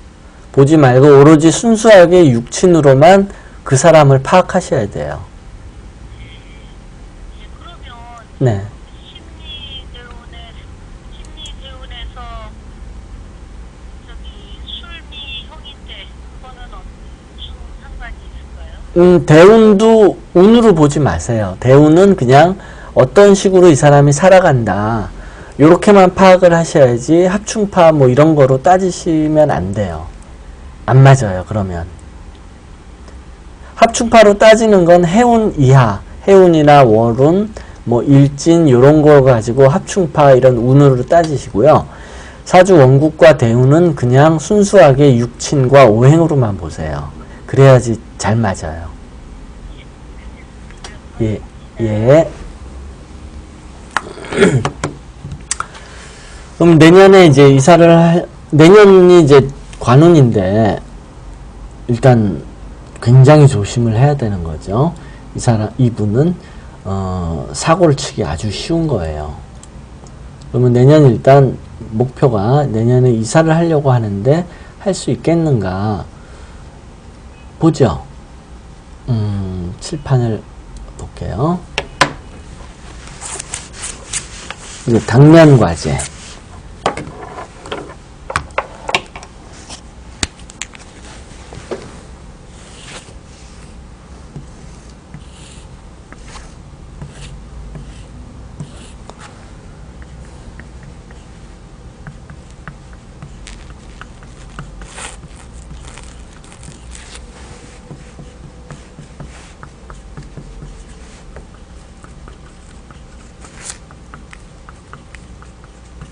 내년이 이제 갑오년이에요. 그럼 이제 운을 보는 거죠. 그런데 이제 인옷을 삼합이 걸렸네요. 삼합.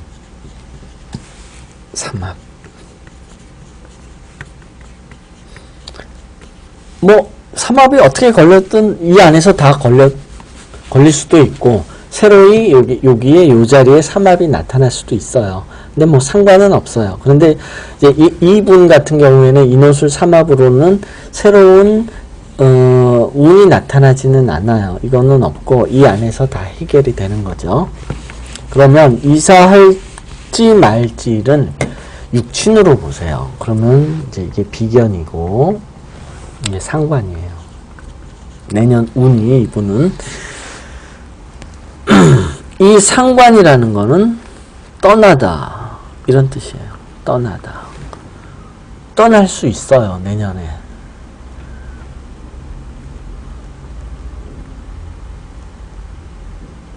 이사 될 수 있어요. 상관운이 일단 올라오니까 이런 떠날 일이 있으니까 이사도 가능해요. 이사할 수 있다고 봐요. 그럼 언제 이사가 될까요? 라고 본다면, 이 떠나는 걸 방해하는 운이 들어오면 안 돼요. 이게 떠나다잖아요. 그러면 이 떠나는 거를 결정을 하는 게 뭐냐면, 상관을 극하는 거예요. 그러면 정인이게 되겠죠. 정인이 상관을 극하는데, 그러니까 상관을 다스리는 게 정인인데, 상관이 떠나는 거고요. 그러면 정인이 떠날지 말지를 결정한다 그런 뜻이에요. 그러면 정인이 만약에 합이 걸렸다 그러면 티켓이 나오는 거예요. 정인이라는 건 티켓이에요. 우리가 어디 가려고 그러면 통행증이 있어야 돼요. 통행증. 어디를 가려면 반드시 통행증이 있어야 돼요. 외국에 가려면 이게 여권이 될 거고요. 외국은 여권이죠. 여권이 있어야 나갈 수 있잖아요. 외국에서 여자 이제 결혼하는 여자들 오잖아요. 이제 외국 여자 제일 먼저 하는 일이 여권 뺏는 거예요. 외국에서 신부 들여오면 남편이 시골 농촌 총각들이 제일 먼저 하는 일이 여권 뺏는 거예요. 여권 뺏으면 여자 못 도망가요. 그 나라로 본국으로 못 나가요. 그래서 여권부터 뺏어요. 남편이 못 도망가게. 그 다음에 국내에서 어디를 가려고 그러면 티켓 끊잖아요. 부산 가겠다. KTX 탄다. 티켓 안 끊고 갈 수 있어요? 고속도로 차 타고 가죠. 고속도로 톨게이트에서 티켓 안 끊고 갈 수 있어요? 고속도로도 다 티켓 끊어야 돼요. 국도로 가죠. 국도는 티켓이 없죠. 그거는 가능하죠. 그런데 일반적으로 어딜 가려고 하면 다 티켓을 끊어야 돼요. 원래 그래요. 원래 국가라는 거는 국민을 붙잡아 놔요. 못 도망가게. 백성은 나라의 근본이잖아요. 그래서 국가는 본능적으로 국민을 못 도망가게 이렇게 묶어놔요. 그래서 나가려고 그러면 허가를 맡아야 돼요. 그게 티켓이에요. 그래서 정인이 합을 걸어주면 떠날 수 있고, 정인이 이 뭐야? 네, 마우스를 건드렸어요. 정인이 충이면 티켓이 안 나오는 거예요. 너 가지마 그런 뜻이에요. 그럼 이 정인이 어디에 있어야 하냐면 잠시만요. 멈췄네요. 화면이.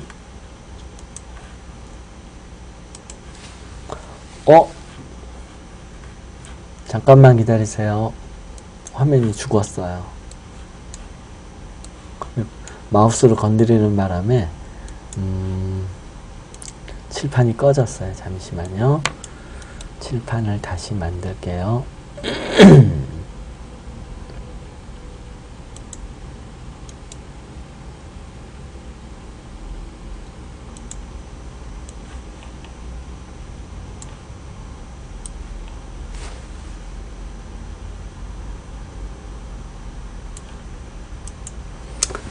네, 칠판이 나왔습니다. 그래서 이 상관이 가고 떠나는 걸 결정하는 게 정인인데, 그럼 정인이 어디에 나와야 되냐면 요 자리에 있어야 돼요. 요 자리. 요 자리에 원래 있어야, 왜냐하면 지지가 내 행동을 말해요. 내가 갈지 말지를 결정하는 그 행동이, 요 자리가 나의 행동을 말하는데, 이 자리에서 결정을 해줘야 내가 갈지 말지 알 수 있어요. 그런데 이 지지가 정인이 아니에요. 이분은. 그러면 삼합이든 어디든 이 자리에, 그러니까 정인이 나올 수 있는 자리는 이제 요 자리, 요 자리, 요 자리겠죠. 여기에는 이제 정인이 없으니까 요 자리, 요 자리, 요 자리 중에서 정인이 나오면 티켓이 발급이 되는 거예요. 그러면 찾아보죠. 운에서. 자, 원래는 이 자리가 정인이 있으면 요 자리 우리가 딱 보고 언제 가겠네, 언제 티켓 나오겠네 하는 거 알 수 있는데, 이 자리가 정인이 없어요. 그러면 이 자리, 이 자리, 이 자리 또는 이 자리라도 정인이 나오면 그때가 티켓이 나오는 거죠. 근데 이분은 정인이 약해요. 원래 사주에 요거 하나밖에 없네요. 그러면 이 사람은 티켓이 잘 안 나와요. 어디를 가려고 해도 항상 티켓 때문에 장애를 받기 쉽고, 만약 간다면 무허가로 가고 이럴 일이 많은 거예요. 비공식적으로 간다든지. 그러면 내년부터 2월달부터 돌려보죠. 정인이 나올 때 편인 가지고는 안 되고요. 정인.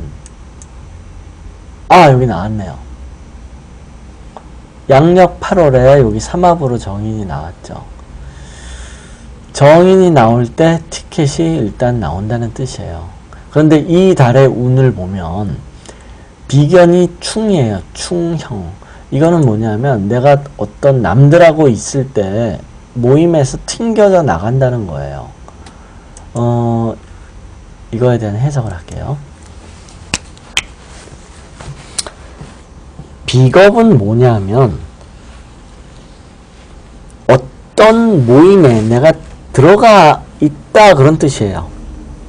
이게 모임이에요. 모임. 즉 재성이에요. 재성. 어떤 조직이다 모임은 사람으로 구성되어 있어요. 그 사람이 비겁이잖아요. 그래서 비겁이라는 건 내가 어떤 모임에 속해 있다 하는 거예요. 그런데 이게 형을 맞으면 밖으로 튕겨나가요. 내가. 이게 만약에 나다. 조직을 튕겨나가는 거예요. 튕겨나가는 운이 지금 들어온 거예요. 8월에. 내가 티켓이 나올 때 튕겨나갔다 그런 뜻이에요. 이거는 이제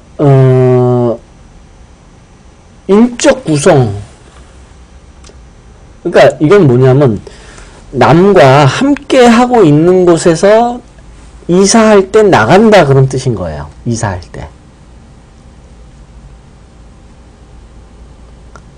이건 뭐냐면 그 모임이라는 건 뭐냐면 근본적으로 뭐냐면 모임은 왜 만드느냐 하면 목적이 있어서 만드는 거예요. 목적. 나 혼자 아니고 내가 남과 모임을 만든다는 거는 뭔가를 하려고 하는 목적이 있기 때문에 모임을 만들어요. 그런데 내가 이 모임에 가입을 하는 게 비겁인데 이 비겁이 충을 맞으면 이 모임이 깨진다는 거예요. 모임을 깨뜨린다는 거예요. 이러면서 이분이 이때 정인이 왔으니까 누군가와 결합해가지고 뭐죠 우리 같이 하자 이렇게 의기투합해가지고 뭐 하던 일이 탁 깨지는데 이때 내가 밖으로 나간다는 거 이동을 하게 된다 이런 뜻인 거예요. 그러니까 이사 갈 때 그럴 일이 생긴다 하는 뜻이에요. 이거는 뭔가 누구하고 함께 하던 일이 틀어진다 이런 뜻이에요. 그러면서 이제 이동을 하게 될 거다 그런 뜻이에요. 이거는 정확한 거는 그때의 상황을 들어봐야 돼요. 단순하게 사주의 운만 가지고는 대략 이런 거다라고는 원리상 생각은 해볼 수 있어도 개별적인 상황은 다 틀려요. 사람마다. 그래서 그 시점으로 근접을 해 나갈수록 그게 이제 명확해져요. 밝게 드러나는 거죠. 그래서 내년에 이사를 한다면 8월경. 그런데 이 사람은 그때 어디 뭐 누구하고 함께 함께 하고 있다면 그것이 그때 깨진다 하는 거예요. 깨지면서 이사를 갈 수도 있고 아니면 그러니까 깨지는 게 원인이 돼서 이사를 갈 수도 있고 아니면 이사를 가면서 그런 게 깨질 수도 있어요. 같은 달에 들어왔으니까 뭐가 원인일지는 아직은 몰라요. 뭐 이사에 관해서 또 궁금한 거 있어요?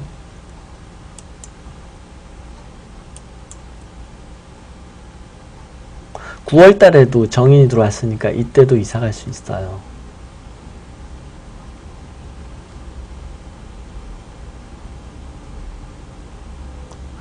올해요. 올해 이사운이 있나 한번 보죠. 운이라는 거는 기회예요. 기회.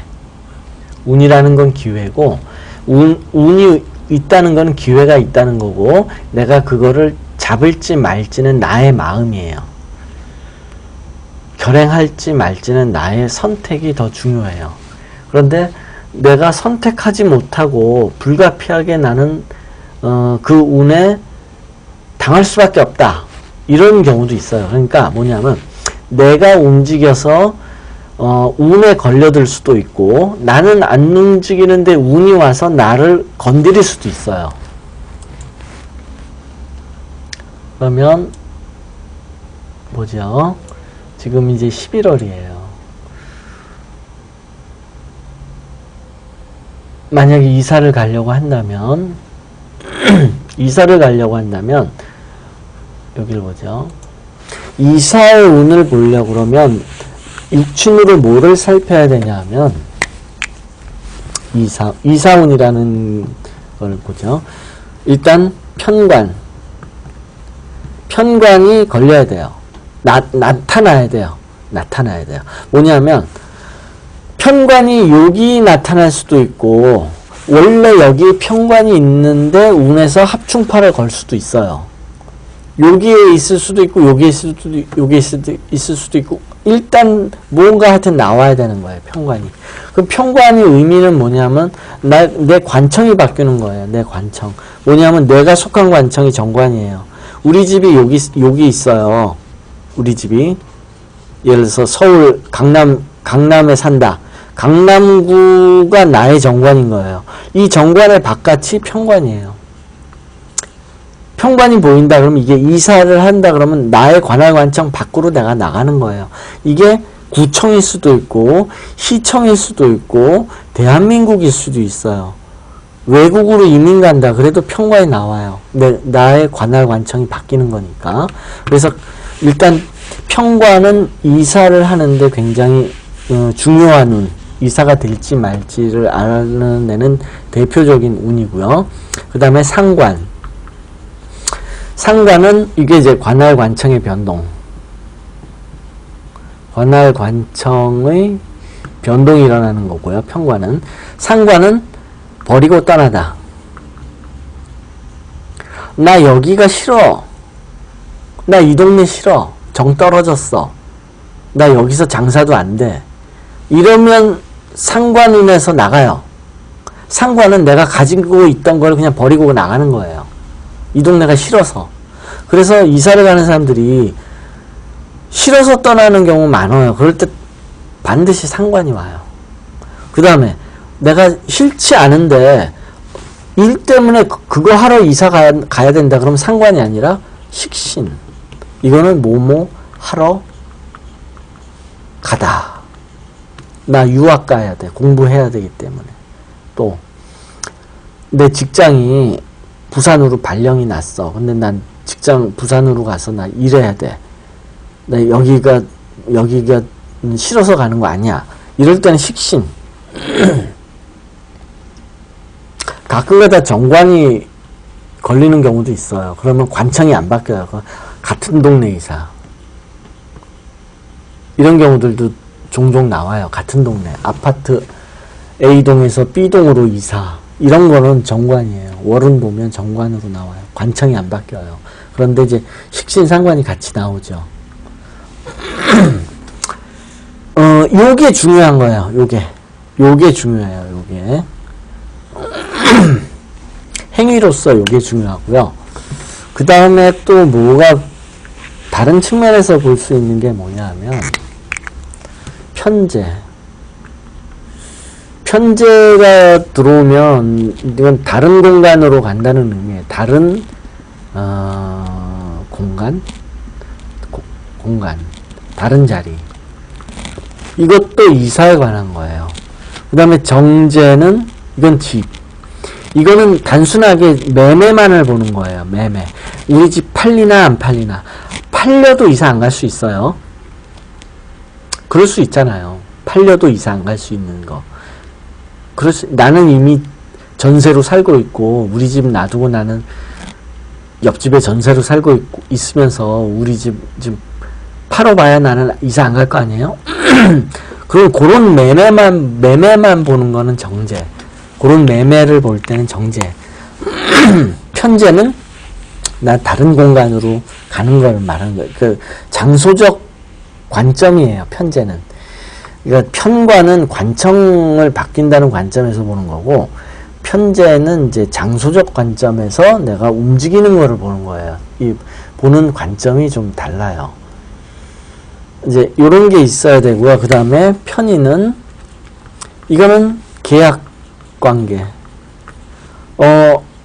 계약은 꼭 집에 관한 것만 있지는 않아요. 굉장히 다양해요. 계약서의 종류는 무지 다양한데 집에 관한 계약, 예를 들어서 전세 계약, 그 다음에 뭐 임대 계약, 이것도 다 집에 관한 일이잖아요. 이러면서 이사할 수도 있어요. 요런 식의 계약이 중요한 이사라고 하면 편인이 나타나요. 그러니까 어느 관점으로 볼 거냐, 그러니까 내가 임대업자인데 상가가 있는데 내가 상가를 매매하고 싶다. 그럼 편인이 나타나야 돼요. 계약이 더 중요하니까, 이런 거는. 그런데 이제 이분이 이제 이사를 아예 하겠다 그러면 이제 편관, 상관, 편제 뭐 요게 되겠죠. 편인은 뭐 직접 중요한 건 아니죠. 내가 뭐 계약이 중요하다 그러면 편인을 보겠지만, 뭐 내가 이사는 뭐 상가 분양이라든지 임대라든지 뭐 이런 거가 아니니까, 내가 살 곳으로 옮기는 거니까 편의는 중요하지 않을 거예요. 그러면 이제 보죠. 이번 달 운에는 정인이, 물론 이제 정인이 천간에서 지장간으로 연결됐는데 이거는 이사와는 별로 관련은 없죠. 만약에 이런 문제를 물어볼 수도 있어요. 매매가 중요한 경우에 매매가 되겠느냐? 라고 말한다면 이번 달은 가능한 거예요. 왜냐면 정인이라는 거는 임자가 아니라 당첨됐다 하는 거예요. 그리고 비견이 합이 걸렸기 때문에 내가 지금 그 얘기를 하는 거예요. 뭐냐면 부동산이라는 거는, 보죠. 부동산은 재성인데 이 부동산을 좌지우지하는 거, 성사시킬 거냐 말 거냐는 비겁이에요. 이게 뭐냐면 임자예요. 임자. 내가 집을 팔고 싶다 그러면 사러 올 사람, 이게 비겁이에요. 그러면 이게 합이 들면 임자가 나타났다 그런 뜻인 거예요. 이거 자체가 매매는 아니에요. 그런데 지금 이제 11월 운에 보면 비견이 합이 걸렸잖아요. 물론 파도 있어요. 근데 합이 있기 때문에 일단 집 보러 오는 사람은 있을 거다 그런 뜻이에요. 그리고 이 사람이 마음에 들 거다 그런 뜻이기도 해요. 그런데 지금 편제가 원진이니까 만약에 이럴 수도 있어요. 이건 내가 집을 보러 다니는 문제일 수도 있어요. 이 편제는 내가 옮겨야 될 집, 이런 문제일 수도 있고요. 그런데 이게 원진이면 집 보러 다녀야 되는데 거기가 마음에 안 드는 거예요. 근데 하여튼 이거는 이제 뚜렷하게 이사라고 볼 수는 없어요. 그냥 사람이 와서 가고 뭐 이런 거. 물론 편인이 있으니까 계약까지도 이야기할 수는 있는데, 그래도 편관이 들어와야 돼요. 강력하게. 들어왔네요. 12월에. 이거를 이사라고 볼 수 있느냐? 가능하네요. 월운으로는. 왜냐하면 편제는 다른 지역으로 가는 거고, 편관은 이제 새로운 관청이 나한테 들어왔다 그런 거고, 정인은 그 자체가 중요한 게 아니고 정인 밑에 편인이 있어요. 정인을 구성하는 요소 중에 편인이 있는데 이게 집에 대한 계약을 말할 수도 있고요. 그 다음에 이 비견은 내 집을 보러 오는 임자가 되겠죠. 그러면 이게 성사가 반드시 되느냐 안 되느냐는 해운을 좀 봐야 돼요. 해운에서 이사를 충분히 말하고 있다 그러면 더 그만큼 가능성이 높아져요. 그래서 해운을 보면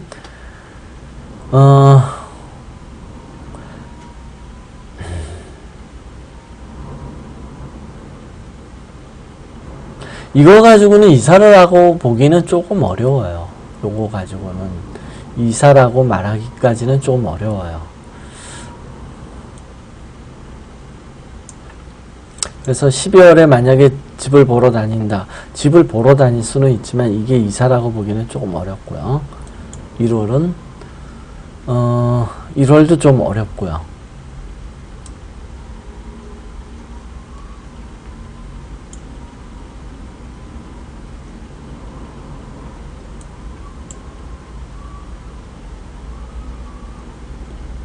내년이 오히려 더 가능해요. 상관이 있으니까. 그러면 좀 빨리 내년 빠르면 2월달도 가능하네요. 내년 빠르면은 내년 올해보다는 내년 2월달. 왜냐하면 상관이 있으니까.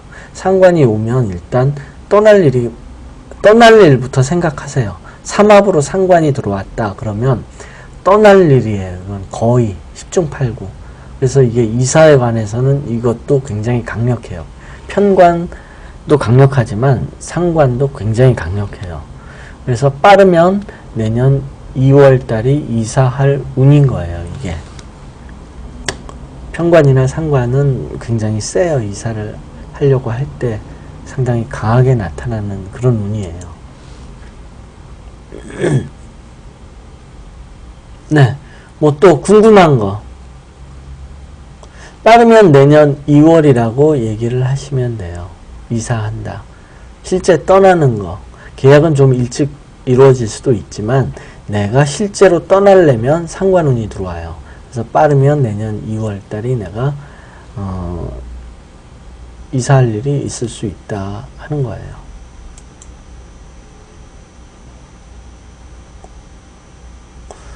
또 뭐 궁금한 거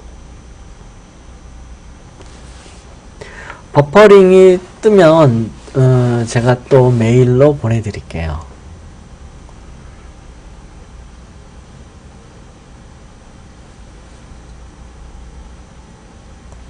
또 질문하세요.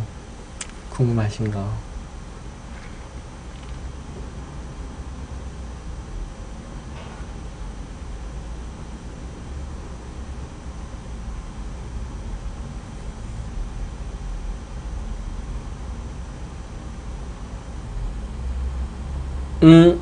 뭐 더 궁금한 거 없으세요?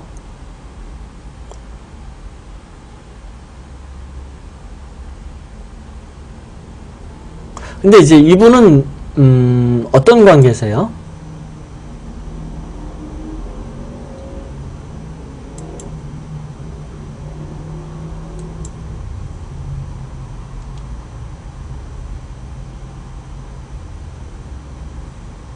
네.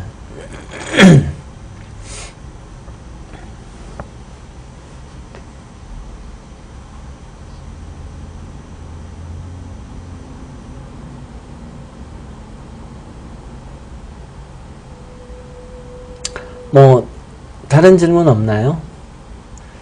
그리고 뭐 저기 그 동영상이 이제 버퍼링이 난다든지 이렇게 끊김 같은 거 없어요? 그게 끊김이 있으면 제가 메일로 보내드리니까요.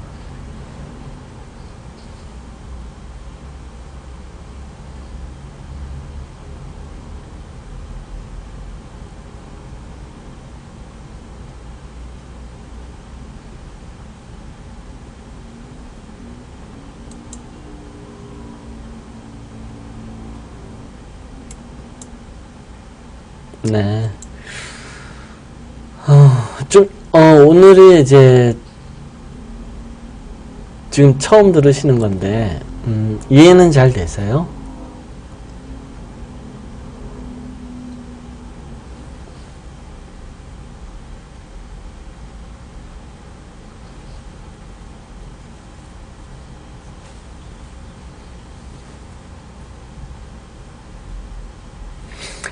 이것이 사주학이다를 많이 읽으세요.